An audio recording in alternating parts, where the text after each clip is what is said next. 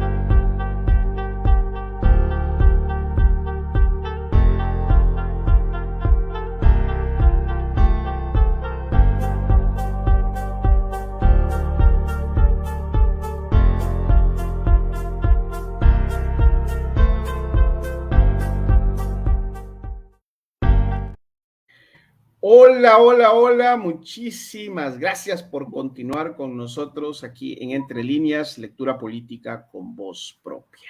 Les saluda de nuevo Giovanni Jiménez, director de culturacr.net.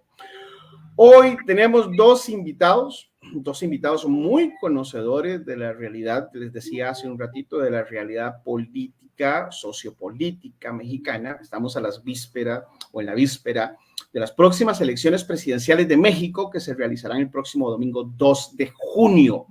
Hay dos candidatas que tienen, según las encuestas, los sondeos más conocidos, la mayoría de las preferencias de los votos. Entonces es casi un hecho, o es un hecho, que México va a tener presidenta de la República.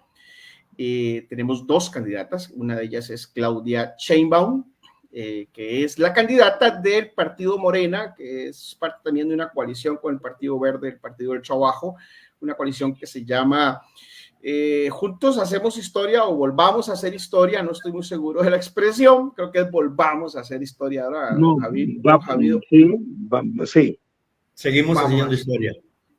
Seguimos haciendo historia. Bueno, ahorita los voy a presentar a nuestros invitados y la contrincante es la señora Xochitl Gálvez, también de una coalición de el famoso PRI histórico del PAN y del Partido Revolucionario Democrático, que era un partido de izquierda que ahora, bueno, es parte de una alianza de derecha. Ahorita vamos a conversar sobre todo eso. Voy a presentar primeramente, don William Muñoz. Él es gestor de asuntos de paz, es un costarricense que trabaja en México, que se desempeña de manera extraordinaria.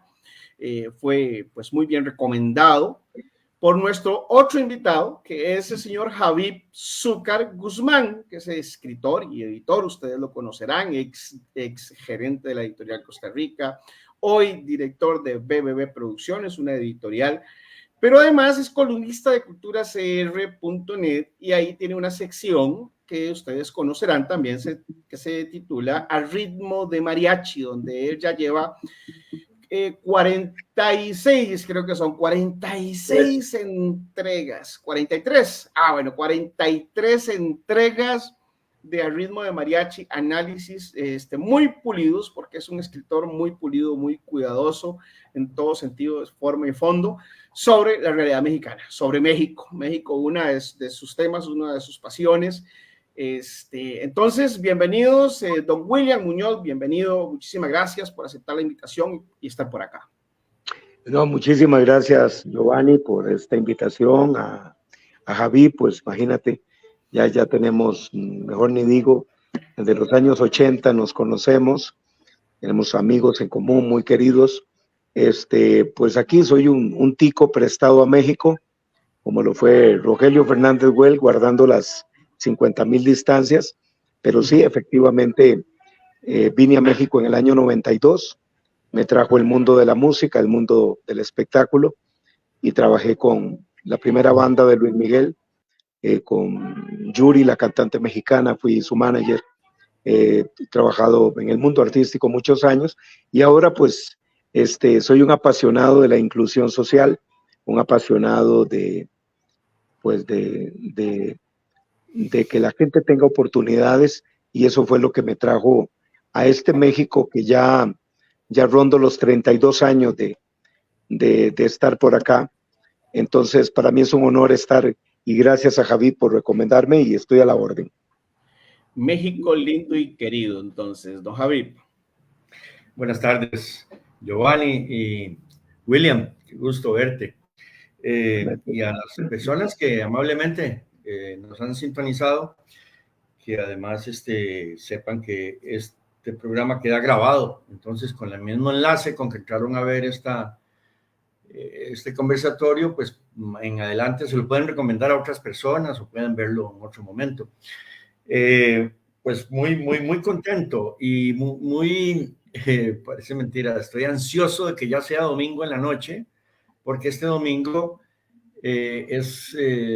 ellos llaman la elección más grande de la historia de México, ¿verdad? Y eso yo lo he oído varias veces. Hace 3 años dijeron que era la elección más grande, y sí, era más grande que la anterior, y la de 2018 era más grande que la de 2012, y así. Y ahora les explico un poquito la razón, los números, digamos, para que entendamos, claro, que es gigantesca, ¿verdad? Es una elección gigantesca.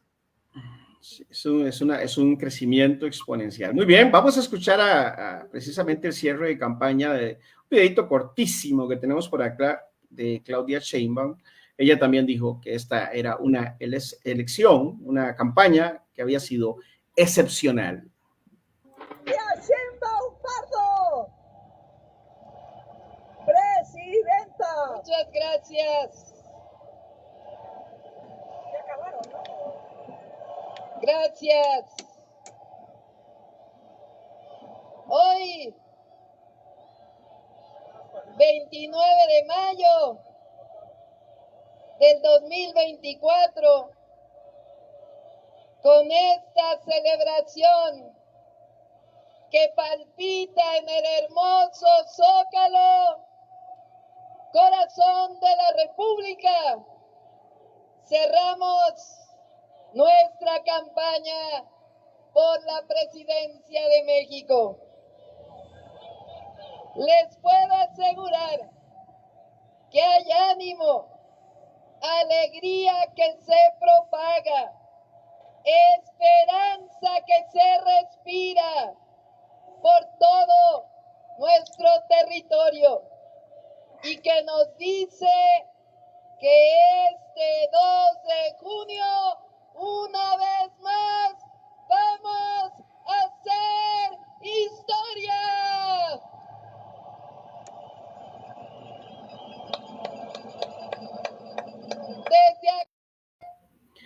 Muy bien, ahí tenían a una entusiasta Claudia Sheinbaum. Quiero, antes de continuar con los invitados de hoy, por supuesto, saludar a las bellísimas personas que siempre nos acompañan. Es que es encantador esto. Vamos a saludar a Emilia Rodríguez, ahí pueden ver ustedes los mensajes. Muy entusiasmada con este programa, gracias Emilia. Luis Fernando Saborío Padilla, lamentable noticia, asesinaron a un candidato para alcalde. Ahorita vamos a conversar sobre eso, sobre ese tema en particular. Yo quiero pedirles a ustedes también su criterio. El señor Jorge Aguilar Céspedes nos escribe desde Guanacaste, la frontera norte, Costa Rica. Les escucho, dice. Amigo. Luis Fernando Saborío, con todo gusto. Bueno, muchísimas gracias por estar acá, Luis Fernando Saborío. Y de nuevo reiterarles el agradecimiento a estos dos invitados. Don William, vamos a empezar con usted. Usted es el invitado de honor. Bueno, antes, Eduardo Jaén, muy interesante. México es hermano mayor. Gracias. Don William, empecemos con eso de una vez, ya que lo introdujo el señor Aguilar Céspedes. No, perdón, el señor Saborío, sí. Luis Fernando. Don Luis Fernando debe ser familia de Álvaro Saborío, no, mentira, jugador de fútbol. Estoy bromeando. Es que Javi todavía está contento, no se le ha pasado la borrachera de alegría de que Saprissa campeonizara. William es, tiene sangre morada por todo lado. Y tiene un historial con Saprissa que usted no sabe, Giovanni. Bueno, es decir, aquí todos contentos, entonces. Felices todos, muy bien, don William. ¿Cuál es esa situación? Vimos una noticia internacional que nosotros publicamos en culturacr.net de 22 aspirantes también, ¿verdad? Eran candidatos, pero también aspirantes que tenían otras funciones y que han sido asesinados. 22 personas que han sido asesinadas dentro del proceso electoral mexicano. ¿Qué es lo que pasa? ¿A qué se debe esta situación, don William? Bueno, muchísimas gracias a todos. Definitivamente, pues, ahora sí que los balazos los veo yo aquí frente a frente porque estoy acá permanentemente, ya vivo en México desde hace casi 2 años, 3 años. Y pues las noticias son muy duras, muy tristes. Como costarricenses nos golpean más porque no estamos acostumbrados. O sea, como costarricenses vivimos una realidad muy diferente.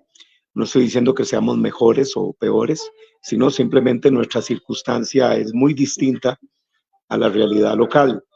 Sí, eso le puso luto a la campaña electoral y al cierre de campaña. Igualmente el asesinato de la candidata a la presidencia municipal de Celaya, Guanajuato, fue muy triste. O sea, moralmente ha golpeado mucho al país. Por supuesto que esto golpea mucho la imagen de México a nivel internacional, pero hay una situación que debe de aclararse, que esto no es que lo está provocando el gobierno actual, no.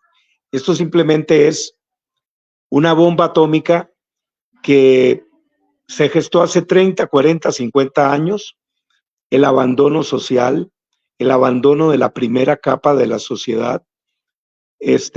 Ha sido verdaderamente una herida muy profunda en el pueblo mexicano. Los niveles de racismo, los niveles de clasismo, los niveles de desigualdad, vergonzosamente producto de décadas de abandono social, en donde la mayoría de los que gobernaron México en los últimos 50 años o 60, confirmadamente, y no a nivel de chisme, sino que pues, eso es parte de la historia mexicana, se dedicaron a robar y a saquear el país. Yo diría más a saquear. Un día un amigo me preguntaba, y William, ¿cuál es la diferencia entre robar y saquear? Bueno, muy sencillo. Yo estoy en un restaurante y yo me puedo robar el tabasco, pero saquear es que me robo la mesa, la silla, el tabasco, los cubiertos. Entonces, es una cosa muy diferente, ¿verdad? Entonces México ha pasado por eso. Vieran que les tengo que comentar algo, me da mucha pena, pero hoy perdí mi billetera en un taxi, perdí mi billetera.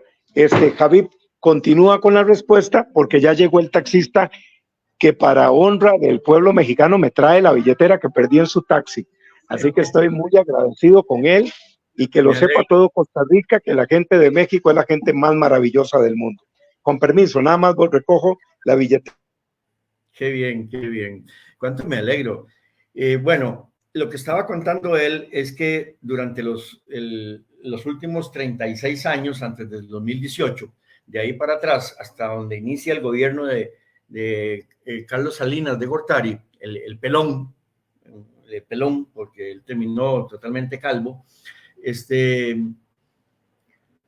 un periodo que AMLO, Andrés Manuel López Obrador, el presidente actual, llama el periodo neoliberal, porque con Carlos Salinas de Gortari se inició toda la política neoliberal en México, y con él fue que se planteó suscribir el Tratado de Libre Comercio con Estados Unidos y Canadá, que arruinó a México, que empobreció a México de una manera espantosa. Y pero vean qué bonito. Un dato. Cuando la revista Forbes publica la lista de los más ricos del mundo, ¿verdad? Entre los 1000 más ricos del mundo en el año 88, habían ahí solo una familia mexicana, unos Garza García de Monterrey. Pero 6 años después, cuando termina el gobierno Salinas de Gortari, hay 30 familias mexicanas que son de las más ricas del mundo.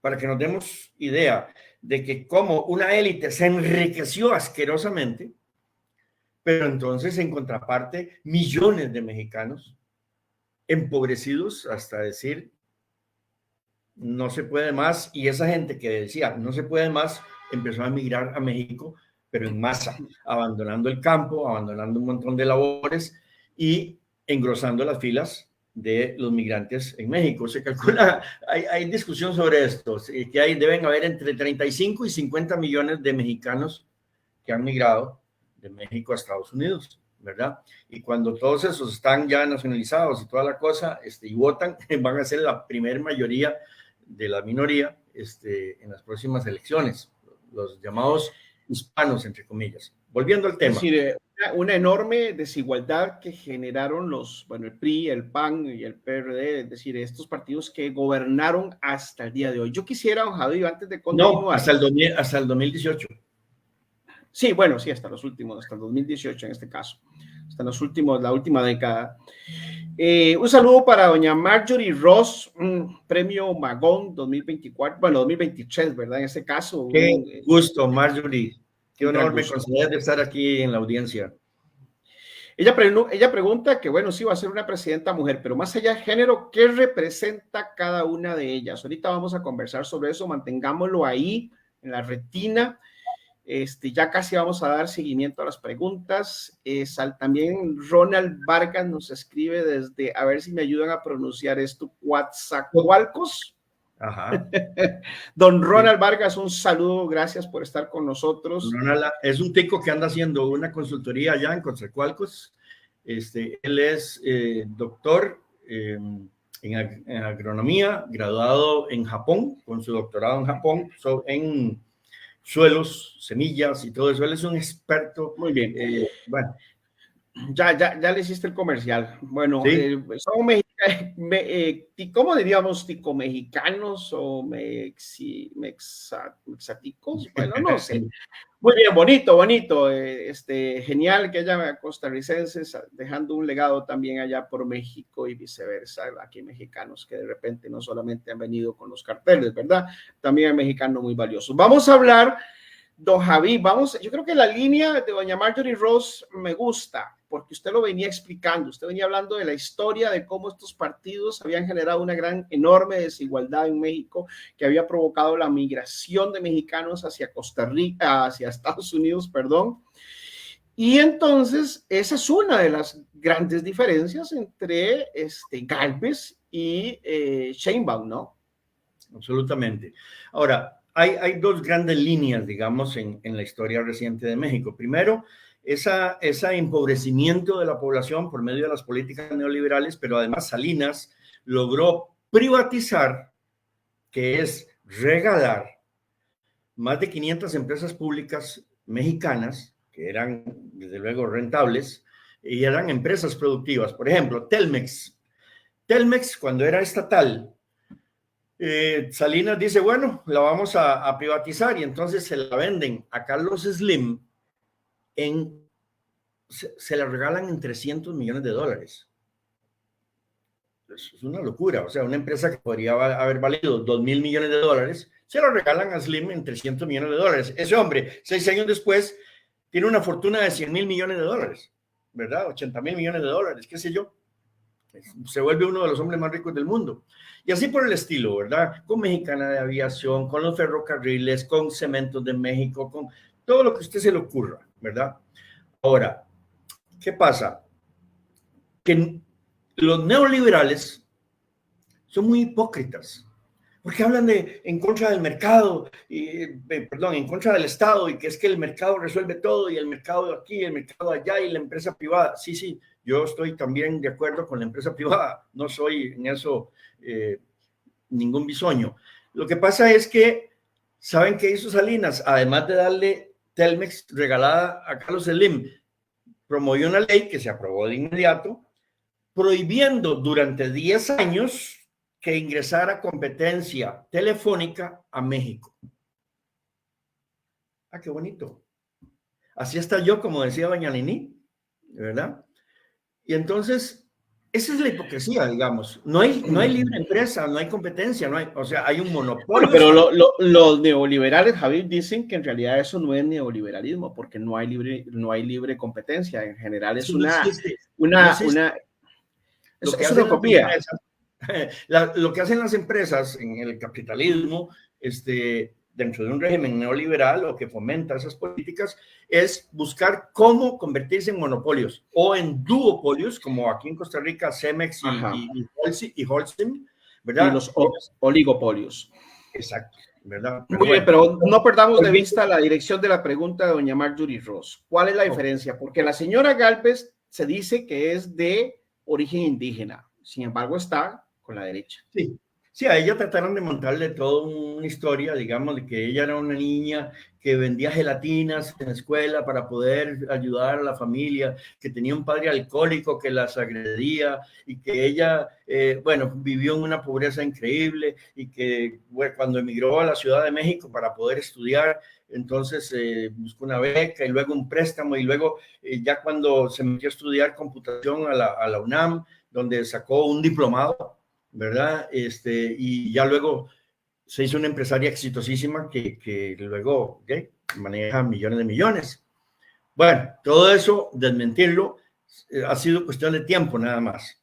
En su propio pueblo, mentira, porque ella llega a decir que ella llegó a vender 600 gelatinas diarias. Entonces hay un ingeniero muy famoso, Valderas, que le hizo los cálculos y dice, mire, para vender 600 gelatinas en un día y entonces hace la lista de todo lo que se ocupa. No, en realidad es muy mentirosa ella, no es ni siquiera ingeniera de la UNAM. Ella lo que hizo fue, en ese entonces la UNAM, con tal de jalar gente, les daban unos cursitos, les hacían unas pruebas, o presénteme un informe de trabajo. Entonces la persona iba a una empresa, hacía un diagnóstico y presentaba un informe, y eso lo tomaban como tesis. Y el problema es que ella presentó una tesis de esas, pero la plagió de un montón de sitios, hasta de sitios oficiales de gobierno, etcétera. No, ha sido un desastre. La pobre Social, que es muy simpática a veces, ¿verdad? Es un personaje. ¿Qué pasó, Javi, con aquel candidato evangélico pentecostal que dirigió una película sobre precisamente el tráfico de Verástegui? Ajá, sí. ¿Qué pasó con este señor Verástegui? ¿Tiene dentro de las encuestas algún tipo de apoyo? No despegó. Tenía que recoger, no me acuerdo, como varios cientos de miles de firmas para inscribir su candidatura, y no llegó pero ni el 10%, ¿verdad? Él es amigo de Trump, amigo personal de Trump, y así se mueve. Bueno, y de Rodrigo Chávez y Fabricio Alvarado aquí en Costa Rica, porque estuvo. Y de Santiago Abascal. Estuvo en casa presidencial. y está muy ligado al Yunque, que es una sociedad secreta de derecha de la Iglesia Católica, de gente de ultra, así, pero hiperderechosos, ¿verdad? Es una cosa muy fea. Muy bien, entonces, en resumen, la diferencia entre Gálvez y Sheinbaum, déjeme plantear el resumen antes de continuar. Una es de izquierda, otra es de derecha. Sheinbaum es de origen judío, pero también está, es una mixtura, ¿verdad? Su origen es judío, pero ella, entiendo que no es del todo practicante judía. De ninguna religión. De ninguna religión, en efecto. Y Gálvez es de origen o de extracción indígena. Bueno, ya don Javi nos hablaba de la trama en torno la etnia otomí de Hidalgo. En torno a su indigenidad y tal. Pero en realidad, entonces, uno dice, bueno, qué raro una judía, en teoría, ya vimos que no es así. Pero déjame. Los abuelos de ella. Los abuelos, o sea. Déjame terminar la idea, Javi. Qué raro una judía dentro de la izquierda y qué raro una indígena dentro de la derecha. Ya vimos, ya don Javi nos aclaró que ni una judía ni la otra es exactamente indígena, sino que tienen orígenes, pero en estos momentos ellas tienen posiciones ideológicas y políticas y sociales diferentes. Yo quisiera que ahondáramos en eso mientras don William vuelve. Don Javid, ¿cuáles son esas diferencias en la propuesta de una y de otra candidata, tratando de ser lo más objetivo posible? Yo sé que usted está emocionadísimo con Morena y con digamos el avance, porque yo quisiera como que ahondáramos también tratando de buscar criterios un poco más objetivos para darle a la gente un panorama de cuáles son esas diferencias objetivas, cuáles son en la propuesta. Claudia Sheinbaum se crió en un hogar de dos progenitores. Su mamá y su papá eran profesores de la UNAM. La mamá científica y el papá no recuerdo de qué profesión tenía. Pero ella se acostumbra desde niña a que en su casa es un lugar de reunión política de la izquierda, de gente de izquierda. Y entonces los papás de Claudia marcharon en el 68, en la masacre de Tenochtitlán del 68, donde nuestro amigo Alfonso Chase, muy amigo de la doctora Marjorie Ross, sobrevivió milagrosamente, ¿verdad? Porque pudo haber sido asesinado junto con más de 3,000 estudiantes que se manifestaron ahí. Bueno, fueron miles, pero más de 3,000 que mataron, ¿verdad? Que mató el gobierno. Eso es una constante en la historia de México, desgraciadamente, ¿verdad? La violencia institucional y todo eso. Pero bueno, para no perderme. Claudia se forma con ese oír en su casa las discusiones políticas, profesores, gente de izquierda, etcétera, etcétera. Y apenas tiene oportunidad y está ella en la preparatoria y luego en la UNAM, ella también participa como una lideresa política. Y el CEU, que allá fue un momento histórico muy importante en la lucha estudiantil contra, había un proyecto de cobrar por la matrícula en la UNAM, y entonces profesores, padres de familia y madres de familia y sobre todo los estudiantes se lanzan en un movimiento muy fuerte que logran derribar ese proyecto y no, hasta la fecha no se cobra en la UNAM, ¿verdad? Pero eso es una conquista de la izquierda, digamos, de allá de los años 70. Ahora, pero no era el PRI en los 70s. El PRI gobernó México durante 80 años. Por eso, pero es decir, es una conquista también de la izquierda mexicana, indistintamente del partido. Sí, no dije otra cosa que la izquierda. No dije ningún partido. Muy bien, perdón, don Javi, tenemos aquí ya a don William Muñoz que se reintegró. ¿Nos escucha bien? Perdón, sí, muchísimas gracias. Y muy contento porque imagínense, esta mañana dejé mi billetera extraviada en un Uber y ahorita, bueno, no supe cómo agradecerle. Obviamente le di una muy buena propina al taxista, pero de eso me quiero referir.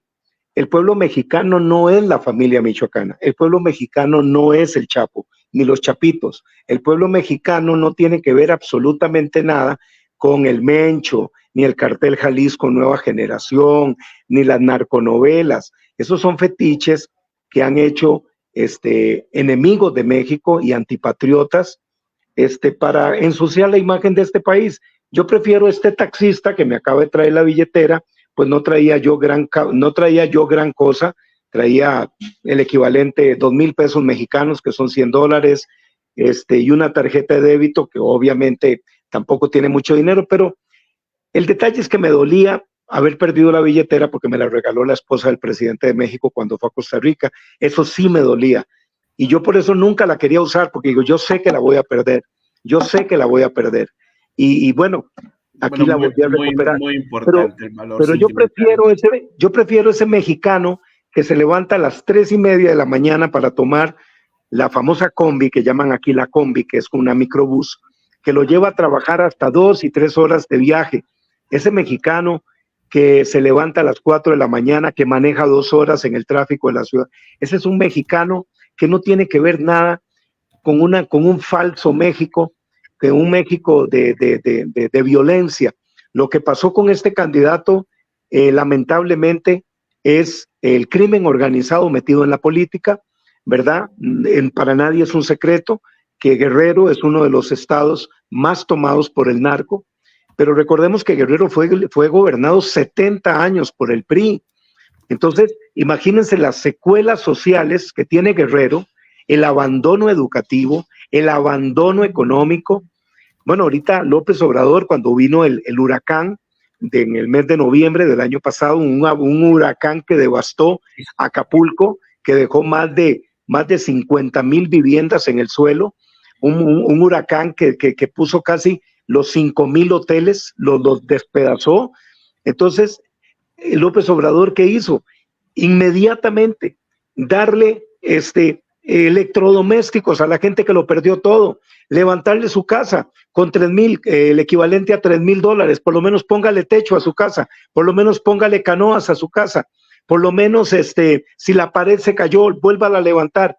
Ese abandono social de 70, 80, es un abandono que cualquier sexenio que venga lo va a resentir, porque los sexenios no son varita mágica, los sexenios son, más bien, se necesitan de 4 a 5 sexenios de la Cuarta Transformación para poder que México recupere su capa social, para que México baje los niveles de desesperanza, baje los niveles de desigualdad, que son los mismos de Zimbabue y Mozambique. O sea, es una vergüenza lo que estoy diciendo. La desigualdad mexicana se compara en tercer lugar con Mozambique y Zimbabue. O sea, yo no lo puedo creer, pero ahí está en las estadísticas, son frías, son realistas, pero no es que este sexenio, al contrario, este sexenio tuvo que empezar a derramar económicamente hacia la primera capa social, por medio del adulto mayor, por medio de los jóvenes, por medio del programa Construyendo Futuro, por medio Sembrando Vida. Son programas que no son la panacea, son solo una inyección para que el paciente no sienta tanto el dolor de la desesperanza. ¿Qué va a pasar con el gobierno de la doctora Claudia Sheinbaum Pardo? Muy sencillo. Usted da por sentado que doña Claudia va a ganar. Les comento, digamos, la aritmética que ya se maneja en México es la siguiente. El programa Bienestar del gobierno del presidente López Obrador beneficia a 33 millones de mexicanos. Ponga usted que la mitad se quedó en casa y no fue a votar. Con solo la otra mitad que vote, ya hay 15 millones de votos. Ahora, ¿es compra de votos? No, porque es un programa que se le da al que tenga credencial electoral, no es al que tenga... Esa pregunta yo quería hacerla, don William, disculpe que lo interrumpa. Sí. Se dice que el gobierno de AMLO es un gobierno populista. Es Totalmente. Populismo de izquierda. Sí. Nosotros en Costa Rica enfrentamos ahorita un populismo de derecha. Sí. ¿Es un gobierno populista entonces el de López Obrador? Sí lo es porque, como decía Barack Obama dijo esto: si ser populista es volver a los guetos negros y sacar a los negros de la extrema pobreza, si ser populista es volver a darle salud a todos los norteamericanos, por favor anótenme, yo soy populista. Entonces, Andrés Manuel, lo que pasa es que la palabra populista se ha peyorizado, se ha, digamos, estigmatizado, que significa robar en nombre de los pobres. No, un momentito. Estamos hablando de atender una capa social con 80 años de rezago. Estamos hablando de darle credencial electoral a 15 millones de indígenas que nunca habían tenido cédula para efectos costarricenses, nunca podían abrir una cuenta bancaria porque nunca habían tenido cédula. ¿Quién es usted sin cédula en Costa Rica, Giovanni? ¿Quién es Habib Zucker sin cédula en Costa Rica? Perdóneme, no somos nadie, no podemos abrir una cuenta, no podemos pedir un chip de teléfono, no podemos hacer nada. Bueno, pero tenga presente que los indígenas noves, precisamente en Costa Rica, los indígenas de la zona sur que se comparten entre la comarca panameña y los 5 asentamientos o territorios indígenas costarricenses, también padecían de ese problema no hace mucho. Claro, pero es que te voy a comentar un asunto. En el caso mexicano, no era conveniente registrarlos en padrón, no era conveniente tenerlos en un radar. ¿Por qué? Porque el día de las elecciones eran 15 millones de personas que podían decidir por un voto. Entonces, sí. ¿Cuál es la diferencia esencial entre doña Claudia y doña Xochitl? Si usted lo planteara en frases cortas, breves, porque se nos va el tiempo y quiero que aterricemos en unas cuestiones de tema político que a la gente le interesan normalmente, para que nosotros comparemos desde acá, desde Costa Rica. Congruencia. El currículum congruencia. De Claudia. Congruencia. La formación de ella. Ella se graduó en la UNAM como ingeniera, pero luego sacó una maestría en energía y luego sacó un doctorado en la Universidad de Berkeley, en California, y estudió con eminencias de la física y de la cuestión energética. Entonces, ella es experta en cuestiones de ambiente, es experta en energía y es experta en cuestiones de cambio climático. Sí, exactamente. Y fue durante muchos años docente en la misma UNAM. Es una científica por todo lado donde se le vea. Sin embargo, de pronto, pues, gracias a su liderazgo político desde la época de estudiante, de pronto la proponen. Ella es fundadora del Partido Morena. Ese Partido Morena que hizo Andrés Manuel López Obrador. Voy a seguirle diciendo AMLO, es más fácil, ¿verdad? Ese partido que fundó AMLO con 300 personas más, muy distinguidas, ahí estaba Claudia Sheinbaum. ¿Por qué? Porque ella conoce a Andrés Manuel desde que en algún momento tenía amistad con sus papás y toda la cosa.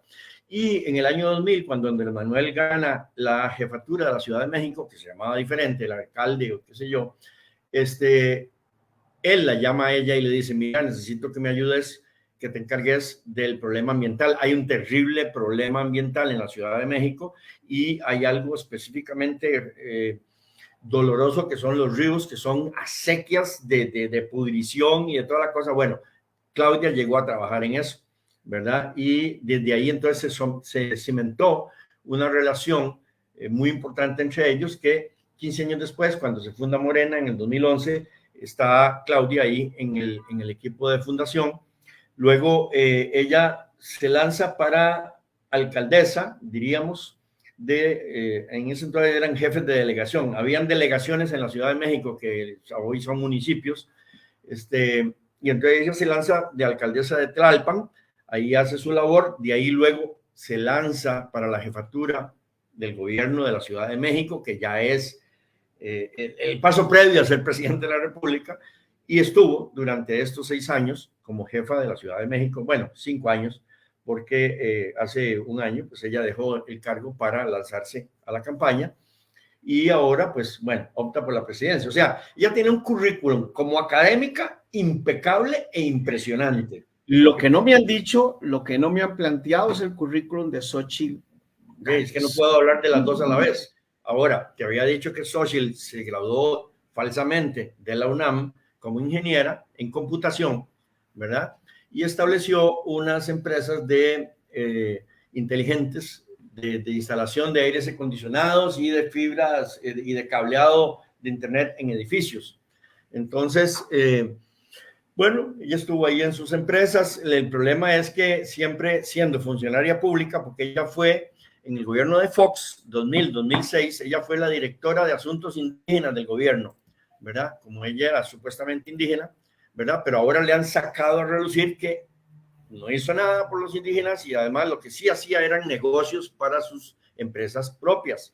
Entonces, siendo funcionaria pública, ejercía una influencia muy importante, desde un cargo muy importante para que contrataran a su empresa y ese patrón lo siguió manteniendo hasta ahorita. Ella era senadora de la República y su empresa era contratada por el gobierno de AMLO, ¿verdad? Y eso en la ley mexicana es una prohibición, ahí hay un conflicto de interés. Pero más antes, ella fue alcaldesa de la Benito Juárez, era William, BJ. No, de la Miguel Hidalgo, donde está Polanco, donde está, sí. Okay. En la Miguel Hidalgo ella fue alcaldesa durante 3 años y los negocios que hizo con un montón de empresas son espeluznantes y además terribles. Entonces, ella tiene como historial de empresaria muy exitosa porque ha hecho mucha plata, pero lo ha hecho de manera totalmente ilegal y eso se lo han sacado. ¿Por qué no la han perseguido judicialmente? Porque ya las denuncias en la fiscalía están. Porque si ahora la persiguen políticamente, ella va a decir, esto es persecución política. Y se va a defender por ahí diciendo que es persecución política y no que son actos de corrupción durante sus gestiones como funcionaria pública. Pero bueno, las diferencias son enormes porque Claudia es una científica con una formación impresionante, ha tenido una trayectoria política impecable, no tiene ninguna causa ni ningún problema de ese tipo legal, mientras que al contrario, doña Xochitl Gálvez tiene en todo es tan misteriosa su vida que, por ejemplo, su hija mayor, que es la que le maneja una de las empresas, le acaban de sacar que tiene 2 actas de nacimiento. En una tiene un nombre y en la otra otro nombre. ¿Y eso para qué? Para efectos fiscales, para poder evadir el fisco, con un nombre o con el otro, depende como le convenga. Y además con 2 padres diferentes. Uno que fue novio de ella hace 20 y pico de años y otro que es el compañero de vida de ella. Ella no está casada, dice, aunque se dice católica y critica. Pero ¿cuáles son las propuestas, don Javi? O sea, muy simple. Andrés Manuel López Obrador plantea desde el año 2000 como jefe de la Ciudad de México la transformación, que es separar la política de la economía en la vida pública. Es decir, por un lado, o sea, ahora sí me está hablando usted de algo interesante. A ver, suelta. Sí, y eso lo logró. Desde el 2018 para acá, él logró establecer una diferenciación clarísima entre los empresarios y la vida pública, de forma que no son los empresarios los que le hablan al oído o los que se reúnen a desayunar con él para decirle lo que tiene que hacer y los negocios que tienen que asignarles. No, ya eso no existe, ¿verdad? Desde hace casi 6 años. Y eso le ha traído el odio profundo de algunos sectores, especialmente la prensa, porque los medios de prensa en México son propiedad de empresarios, no son gente que está puramente en la prensa y solo a eso se dedican, no, ellos son empresarios y que fueron beneficiados en gobiernos anteriores del PAN, por ejemplo, en Felipe Calderón. Hay varios dueños de prensa, de medios importantes, que son dueños de cárceles, porque les asignó Felipe Calderón, les dice, mira, te concesiono una cárcel, haceme una cárcel allá, y entonces la hacen a unos costos extrafalarios, y esas cárceles son más que hoteles de 5 estrellas. Quisiera hacer una pausa, Javi, porque esto que les está contando Javi, precisamente quisiera hacer el comercial, es parte de muchos de sus reportes en El Ritmo de Mariachi. La serie que ya tiene 53, perdón, 40, no lo pego nunca. 43 artículos de A Ritmo de Mariachi en culturacr.net. Usted entra al buscador, busca Ritmo de Mariachi, busca el tema que sea, le pone primero México y cualquier otro tema y todos esos temas los ha desarrollado, como digo yo, con mucha pulcritud, don Javi Zúcar Guzmán. Orotineño por demás, don Javi, escuchemos a William, que tenemos un invitado que nos está hablando desde México y queremos que nos cuente cómo está el ambiente en México en este momento, si hay efervescencia, qué se ve en las calles, porque no hemos conversado de eso. Ajá. Bueno, Adelante. les comento, bueno, como dice Javi, verdaderamente el gobierno de Andrés Manuel López Obrador vino con una agenda de romper todos los patrones donde realmente el mundo corporativo mexicano eran los dueños de México. O sea, ellos no eran los dueños de México, ellos ponían al presidente mexicano. Y el presidente, sí, Televisa, los dos medios, Salinas Pliego, dueño de TV Azteca y dueño de una compañía acá que se llama Electra, que es como decir el gallo más gallo o portadora monje, donde 40 millones de mexicanos mandan las remesas de Estados Unidos a México. Mientras Andrés Manuel no le tocó el bolsillo, anduvo con él, lo felicitó, votó por él. Apenas el presidente lo puso a pagar impuestos, lo declaró como el enemigo número uno del presidente. Entonces, aquí verdaderamente la herida social es muy fuerte. Ahorita aquí no es como Costa Rica, que la gente anda tocando el claxon con banderas. No, eso solo se hace en las manifestaciones. Perdón, nada más para agregar a lo de Javid.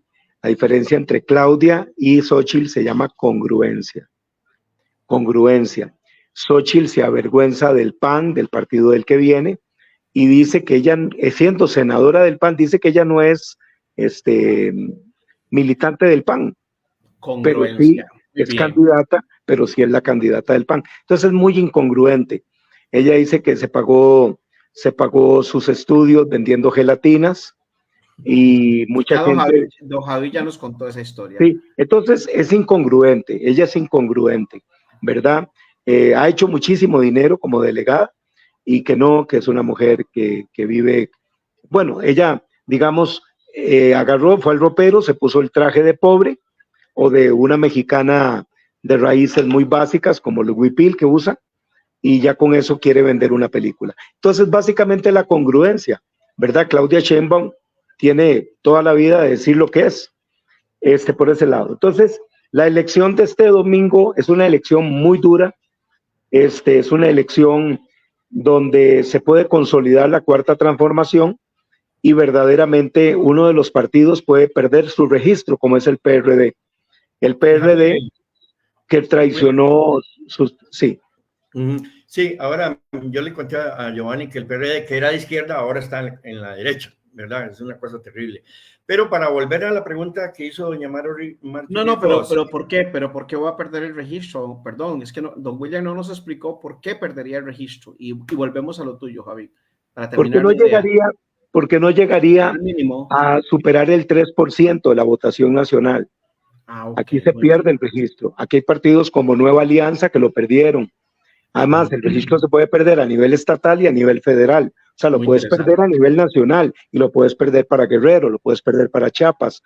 Entonces, el PRD realmente es una arandela, es un aro, o sea, está vacío, ¿verdad? Es lo que algún día se llamó, pues, la izquierda mexicana. Pues, por supuesto que ya no lo es, ¿verdad? Y ahí es que nos cuenta Javi.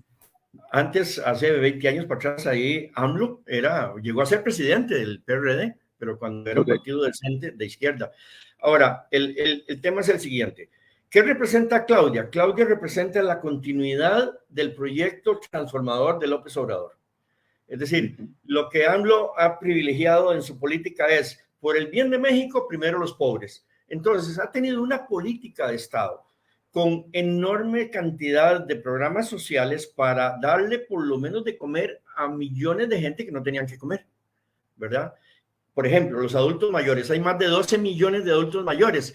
AMLO les dio una pensión porque la mayoría no tenían pensión Y entonces, imagínense gente mayor de 65 años que andaba chambeando y viendo a ver qué vendían y qué hacían para poder sobrevivir. AMLO les dio una pensioncita de 3,000 pesos por mes, que eso allá es plata. Y con eso ya comen, o por lo menos comen y compran sus medicamentos o lo que sea. Pero la política ha sido claramente, digamos, con un carácter social que permea todo el accionar de gobierno, ¿verdad? Y sobre todo, el otro problema. AMLO llegó a hacer un diagnóstico y a decir desde hace 20 años, y la cosa se agravó con el paso del tiempo, que el principal problema de México era la corrupción. Y que si se atacaba la corrupción, y él ha dado el ejemplo personal de ello, de ser un hombre íntegro, honesto, ¿verdad? Que no tiene dónde caer muerto, realmente.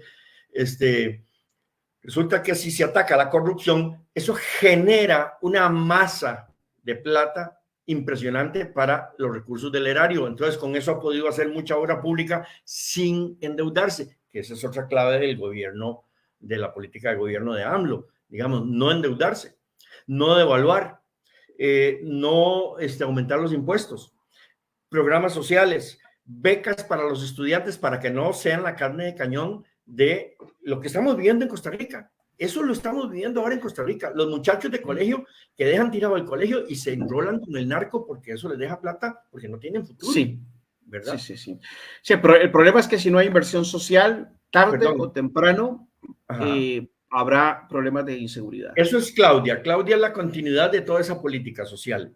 Ahora, ¿qué significa Xochitl? Xochitl es volver al pasado del neoliberalismo, ¿verdad? ¿Por qué? Porque ¿quiénes están detrás de ella? Los partidos de la derecha neoliberal. El PRI, que fue históricamente como un partido más o menos socialdemócrata, en las últimas décadas se ha vuelto totalmente derechizado con las políticas neoliberales, ¿verdad?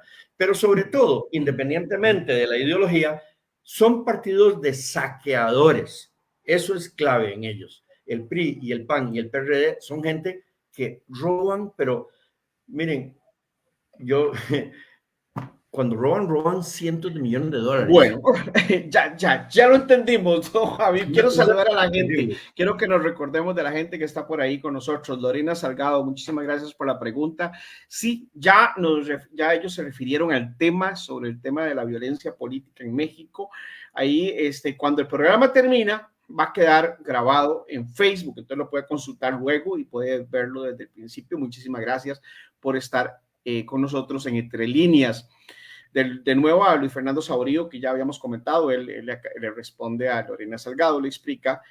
Don Johnny Vargas, saludos, dice, excelente exposición, le agradecemos muchísimo que esté con nosotros y que valore nuestro esfuerzo. También para Manuel Barrantes, toda la razón, palabra clave de don William, la falta de congruencia. Don Manuel Barrantes, yo estoy de acuerdo con usted, viera cómo me ha costado, pero yo soy así como conceptual también, yo necesito que me definan con conceptos, con palabras concretas, porque a veces, es decir, el conocimiento que ellos tienen es tan amplio, pero a nosotros nos cuesta reunir toda esa información y darle una forma más concisa. Entonces yo quisiera volver sobre eso. Ya tenemos clara la diferencia entre una candidata y otra, la diferencia ideológica ha sido más que clara, la diferencia política, la historia de ambas la hemos conocido, las anécdotas han sido interesantísimas, ¿verdad?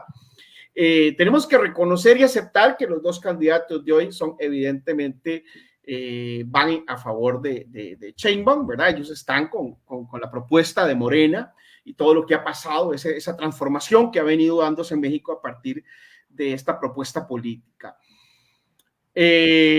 Bueno, y la otra propuesta, una de izquierda, otra de derecha. Yo quisiera, porque nos van quedando pocos minutos, ¿verdad? Ya tenemos 55 minutos y más bien yo quiero agradecerles porque han sido súper pacientes con nosotros, la gente que se queda y que escucha un conversatorio una hora, en realidad es gente que le interesa, gente admirable.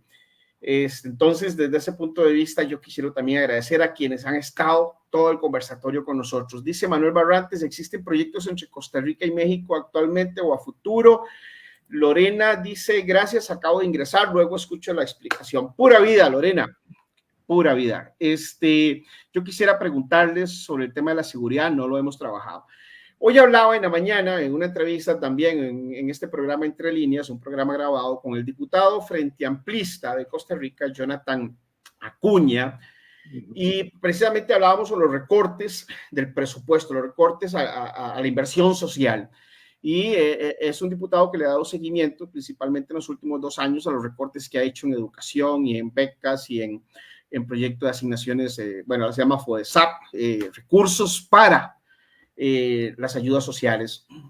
Y hablábamos de que precisamente esos recortes van a tener repercusiones en el futuro en temas de seguridad, en temas de pobreza y temas gravísimos. Y además la inversión económica se va a ir porque si no encuentran un país en condiciones de seguridad, de paz, de estabilidad social, pues van a terminar por irse. Bien, entonces mi pregunta para ustedes, lo más concretos posibles, por favor. El tema de la seguridad en México es muy complejo, yo lo sé, pero si estableciéramos 2 líneas, 2 definiciones, 2 conceptos del próximo gobierno de doña Claudia Sheinbaum para México en ese tema, ¿cuáles serían? Don William, usted primero, que está ahí empapadísimo. Ya su servidor es el encargado de Inclusión Social de México en este momento. Doña Claudia ya incorporó la palabra construcción de paz y educación para la paz. Se llama atención de las causas. Es imposible. Ya probaron con el plomo, ya probaron con tanques de guerra, con incendios, ya se probó con todo y no dio resultado. Entonces, la fórmula costarricense es la que se va a implementar en México, que es construcción de paz, que es el ministro Saldívar, va a estar a cargo Arturo Saldívar del programa de construcción de paz, y su servidor, junto con un equipo de la Secretaría de Gobernación, vamos a implementar. En este momento ya está mapeado 20 centros de inclusión social en las zonas más marginales, Chimalhuacán, en las zonas más pobres, Ecatepec, Tecámac, en las zonas como Zapopan, Jalisco, como Tonalá, Jalisco. Vamos a implementar vamos a recibir la cooperación de las Naciones Unidas, vamos a recibir la cooperación de la Fundación Ford, vamos a recibir el apoyo de UNICEF. Ese es mi trabajo aquí en México, ya llevo bastante tiempo en esto, y lo bueno es que la señora lo incorporó en el plan de gobierno. Entonces, aquí no hay de 2 sopas, como dicen en México. O atacamos las causas por las cuales hay comunidades que son fábricas de delincuencia, o hay zonas donde vamos a dar verdadero programas de inclusión social reales, ¿verdad? Aquí tienen un programa que se llama Siervos de la Nación, y es un programa en donde son miles de mexicanos que visitan las casas, verifican si la gente está recibiendo ayuda del Estado, si la persona discapacitada tiene silla de ruedas, si tiene atención médica. Entonces vamos a apoyarnos mucho en los Siervos de la Nación para hacer esta labor. Ayer escuchen estuve eso, perdón, don William, yo quiero que escuchen eso, porque esa es una exclusiva para culturacr.net.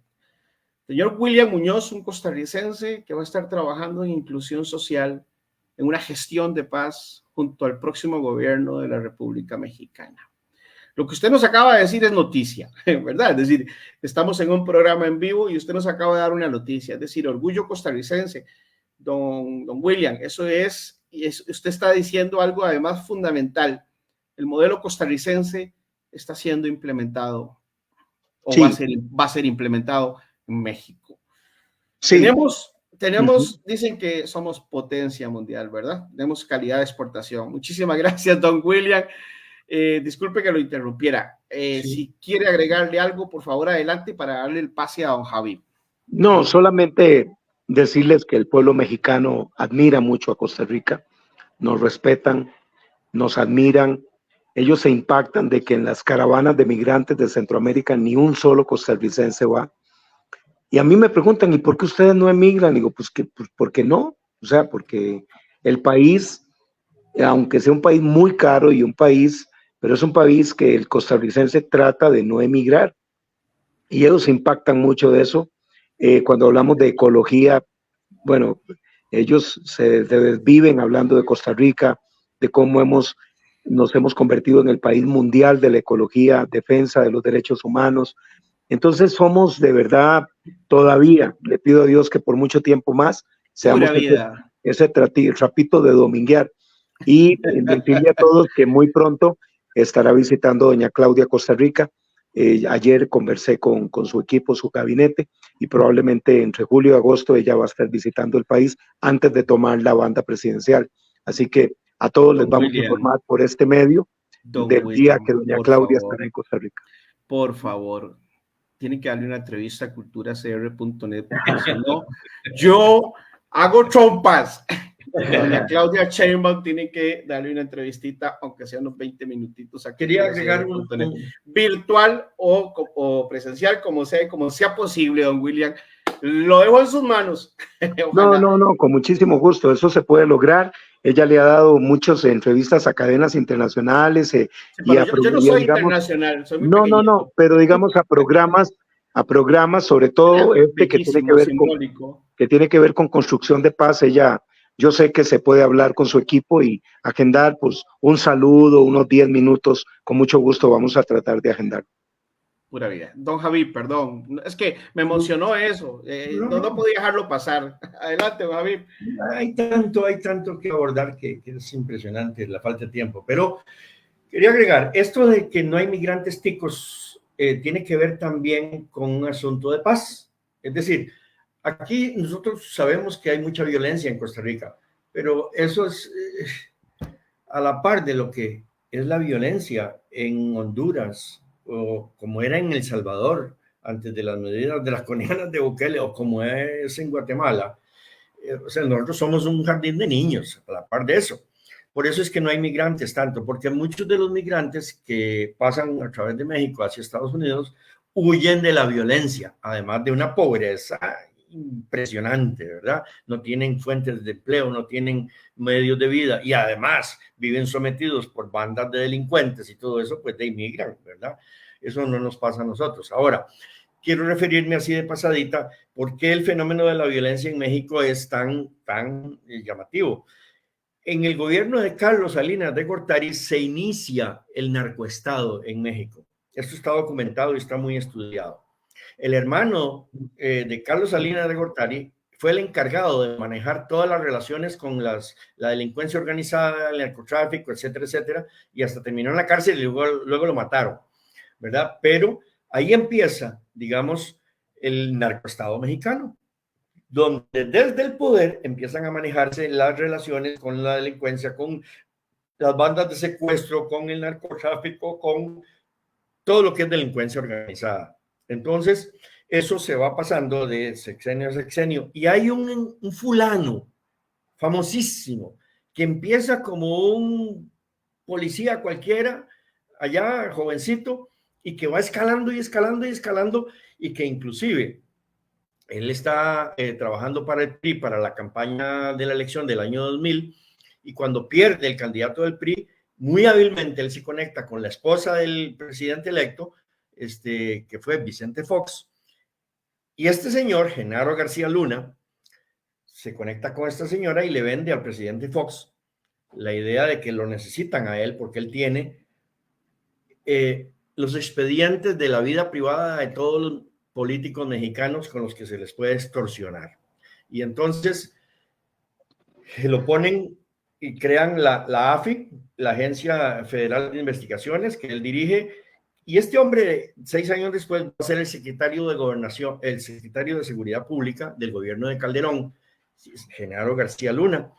Y fue, en vez de combatir el narco, como dijo Calderón, le hicieron la guerra al narco, fue el proteger al cartel de Sinaloa con el que pactó Genaro García Luna y desde luego se beneficiaba Calderón, combatir a todos los demás cárteles.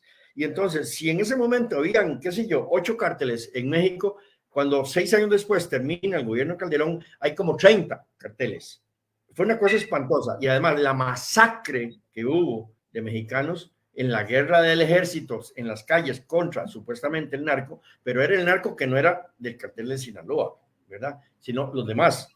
Entonces, Genaro García Luna fue condenado hace 3 años en una corte de Nueva York por narcotráfico, por delincuencia organizada, por mentirle a las autoridades, por 5 delitos, ¿verdad? Está esperando nada más que le pongan la sentencia de cuánto se va a pasar cadena perpetua o solo 30 años, ¿verdad? Pero es un tipo además recontra multimillonario, ¿verdad? Su fortuna es en $800 millones, no se sabe cuánto realmente es lo que posee Genaro García Luna. Ese era el unos cinquillos, así como la mía más o menos. El narcoestado es tan poderoso y los agentes del narco son tan poderosos que un estado financia la campaña política de un candidato para que cuando él se quede, entonces trabaja con ellos. Y así ha sido, y así fue durante varias décadas en casi todos los estados de México. Revertir ese proceso va a llevar muchos años y además es muy complicado. Muy complicado. ¿Por qué? Porque el problema no está tanto a nivel de gobernadores. Digamos, en México tiene 31 estados. Cada estado de México es como el tamaño de Costa Rica y el poder económico de Costa Rica y la cantidad de gente en Costa Rica, salvando algunas diferencias. Pero el problema no está ahí. Cuando Morena, el partido de gobierno, ha ganado 23 estados, donde digamos que ya eso se ha ido limpiando de alguna manera en casi todos los casos de relaciones con la delincuencia organizada de parte de los gobernadores. Pero a nivel municipal, los narcos tienen totalmente copado. Ellos pagan los salarios de los policías, ellos les dan los uniformes a los policías, ellos les dan las armas a los policías. O sea, la policía responde al narco que maneja ese municipio. Y eso es complicadísimo de poder resolverlo. La manera, pues, es aumentarle los sueldos a los policías, darles protección, darles educación, darles un montón de garantías, que tengan vivienda, que tengan esto, que tengan lo otro. O sea, ofrecerles un paquete de incentivos como si fuera una empresa privada cualquiera para que el fulano se comprometa con la seguridad pública y no con la seguridad de los narcos. Muy bien. Don Javi, perdón, disculpe que lo interrumpa, al señor Luis Fernando Saborío. Dice, Meda, te escribo apenas termine este conversatorio. Don Luis Fernando, esos correos que estuvieron, esos mensajes, comentarios que estuvieron entrando son de estafadores y estafadoras.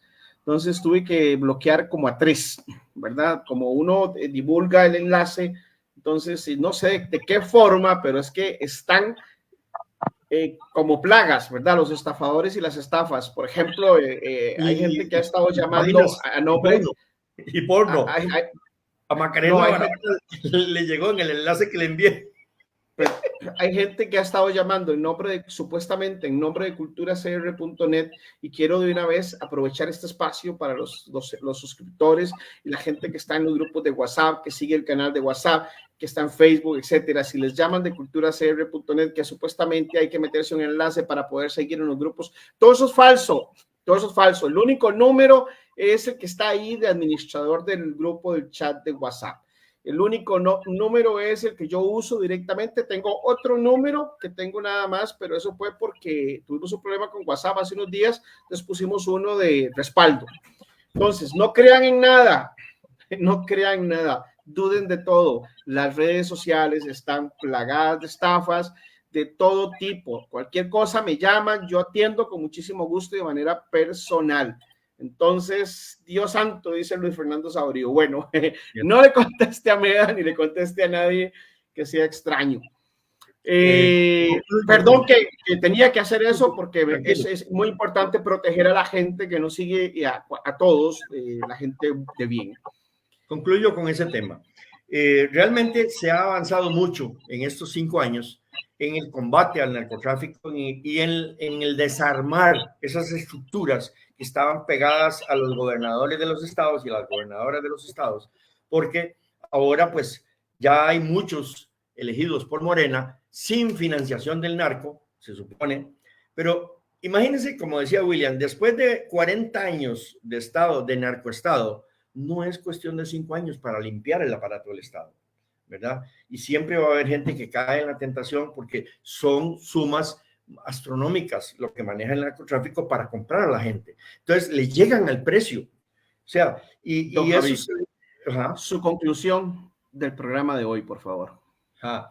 Que se le abre una ventana de esperanza maravillosa a México porque ya Andrés Manuel López Obrador sentó las bases de un México distinto, de un México que piensa en la gente pobre, que piensa en el desarrollo, que piensa en la transparencia en las acciones del Estado, que piensa en que es posible construir obra pública sin endeudarse y sin cobrar peajes, que piensa que se puede educar a la gente gratuitamente con becas desde la infancia hasta la universidad, que se piensa en tener el mejor sistema de salud pública como lo tenemos nosotros, pero todavía mejor, porque resulta que tiene mucho más recursos ahora y hay un impulso muy fuerte del gobierno para cuando llegó la pandemia había un déficit de 200,000 médicos. Imagínense lo que eso significa. Cuando llegó la pandemia a México había un déficit de 200,000 médicos. Y nos volvemos a ir por las ramas, don Javi. Qué emoción la suya, discúlpenme, pero es que no es conclusión. Usted se me va y quiere decirlo todo. Y es que yo sé, son 43 artículos que lo tenemos que resumir en 3 palabras porque ya no podemos aburrir a la gente, ¿verdad? Ya dije muchas cosas de lo que le abre la esperanza a México. Es un México distinto y además con una presidenta de lujo. Claudia Sheinbaum es una mujer inteligentísima, honesta, preparada, con sensibilidad social, y México tiene un gran futuro. Ya eso nos quedó también muy claro. Don William Muñoz. Y va a arrasar, y va a arrasar. ¿Qué porcentaje, Javi? Nada más dígame el porcentaje a favor de Sheinbaum. 60%. 60%. Don William Muñoz, embajador costarricense en México, trabajador, gestor de paz, embajador obviamente informal, pero esos son los embajadores que realmente se sudan la chaqueta, ¿verdad? Muchísimas gracias. Quiero reiterarle a ambos, pero a don William especialmente porque se está conectando desde México. Tuvo que ir a atender al taxista que le devolvió su billetera. Nos dio de paso un ejemplo de bondad, de las cosas maravillosas que también podemos encontrar en los mexicanos, en la gente buena, allá y aquí y en todo el mundo, porque no es una cuestión de países finalmente, sino de gente, de la gente que quiere hacer las cosas bien y que quiere hacerlo con esa bondad natural, espiritual que llevan dentro. Muy bien, entonces yo quisiera las conclusiones de don William Muñoz, agradecerle especialmente que haya estado con nosotros en este programa en Entre Puertas, lectura política con voz propia. Por favor, no se vaya, escuchemos las conclusiones de don William.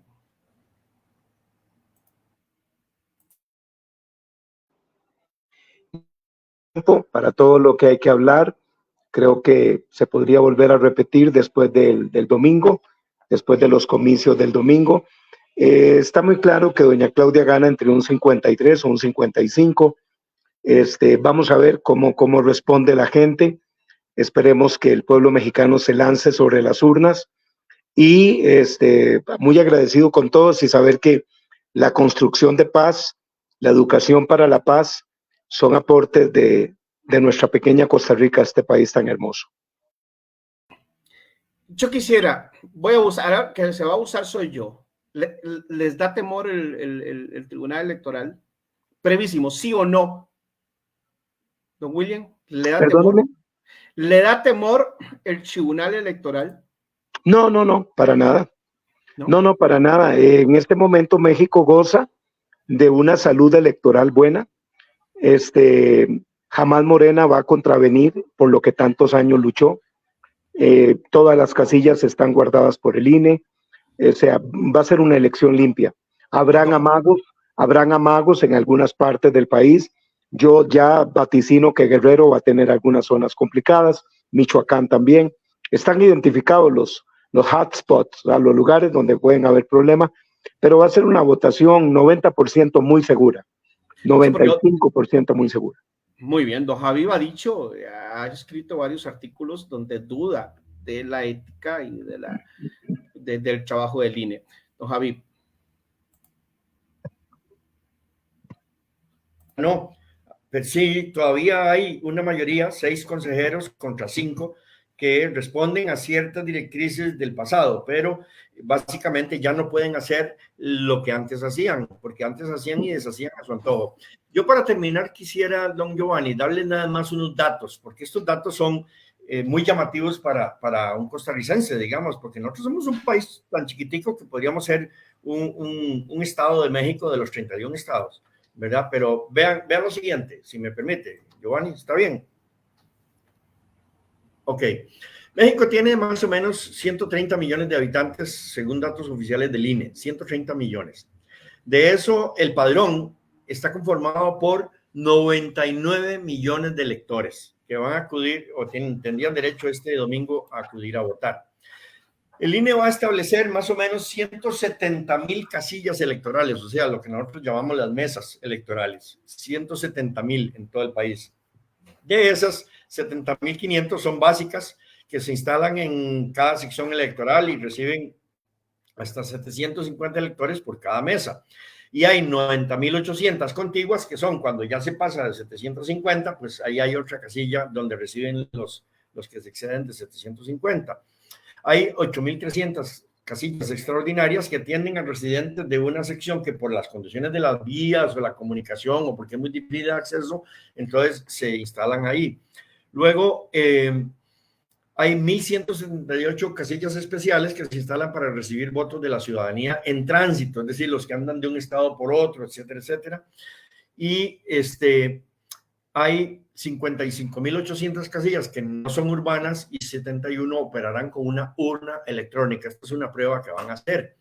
Ahora, los funcionarios de las casillas, los que trabajan en las mesas electorales, no son pagados. Esto es muy importante. Ahora, hay más de 20,700 cargos elegibles en esta elección del domingo, ¿verdad? Y se va a elegir, ¿qué? Bueno, presidencia de la República, 8 gubernaturas y una jefatura del gobierno de la Ciudad de México. La Ciudad de México es casi como un estado para efectos administrativos, económicos, políticos, ¿verdad? Y se van a elegir gobernadores en Chiapas, en Guanajuato, Jalisco, Morelos, Puebla, Tabasco, Veracruz, Yucatán y jefatura de la Ciudad de México.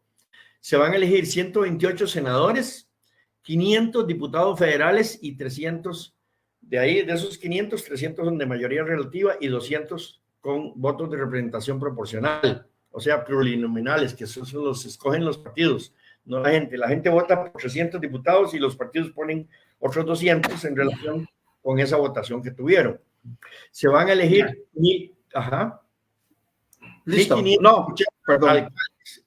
Se van a elegir 31 congresos locales, o sea, en todos los estados. Se van a renovar los congresos. Y esto es muy importante, la financiación de los partidos.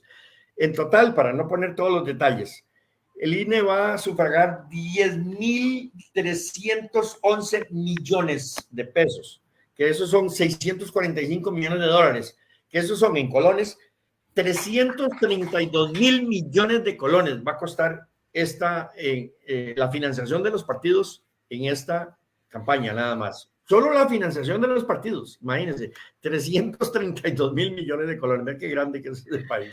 Sí, bueno. Enorme, muy bien, muchas gracias, don Javi, todos esos datos son valiosísimos, perdón, pero es que ahora sí, no, ya terminé. Ok, genial. Muchísimas gracias, don William Muñoz desde México por acompañarnos en esta nueva edición de Entre Líneas. Javi Zúcar desde Zapote, pero no desde la Casa de los Sustos. Un abrazo para ambos. Muchísimas gracias de verdad por el aporte que nos han dado esta noche. Que se repita, ¿verdad? Ojalá y que don William nos consiga esa entrevista, ese saludo, esa entrevista, por lo menos un par de preguntitas, unas 2 o 3 preguntas a doña Claudia Sheinbaum. El próximo domingo. 5 minutos. El próximo domingo hay nueva presidenta en México. Así es. Una despedida para ambos. Un gusto estar con vos, Giovanni, con William allá en México y con nuestra directa audiencia, ¿verdad? Muy amables por su atención. Y ahí queda la grabación para distribuirla con otra gente o para volverla a repasar lo que nos faltó. Don William. O sea, no fue don William. Muy bien, pero él se despidió. Que estén muy bien, donde sea que ustedes se encuentren. Que tengan una bonita noche. Nos vemos en la próxima.